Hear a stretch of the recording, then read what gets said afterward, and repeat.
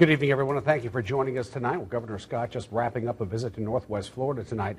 He was here for the grand opening of the Navy Federal Credit Union expansion in Pensacola. That was earlier today. Tonight, promoting his budget reform plan. The governor spoke at a Republican dinner in downtown Pensacola, where his message was greeted with open arms. But as Channel 3's Bill Pearson found out outside, it was a much different story.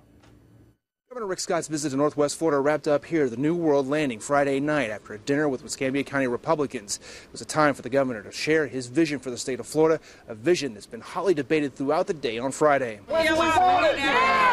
Hundreds of protesters took their objections to the streets around New World Landing. For some Republicans, this was a welcome sight.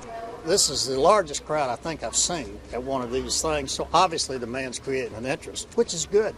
There were a lot of upset educators in this crowd. Others wanted to seek out protection for union workers. And some, like Ann Costello, feel Governor Scott's reforms will only hurt the middle class. We can't scapegoat working class Americans to pay for this financial debacle that was caused by Wall Street. During his speech at the Republican dinner, the governor said it's all about balancing the state's budget and holding everyone accountable.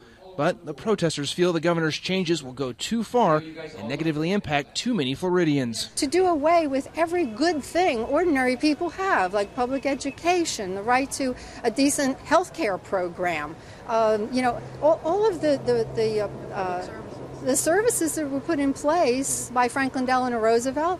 Governor Scott's supporters know he has a tough job on his hands, but they're just glad he's fighting this fight. I applaud him for trying. If nothing else, he's trying. Even though the governor may have wrapped up his visit to Northwest Florida, the vision he has for the state of Florida will continue to be debated, especially during the ongoing legislative session. Reporting in downtown Pensacola, Bill Pearson, Channel 3 News.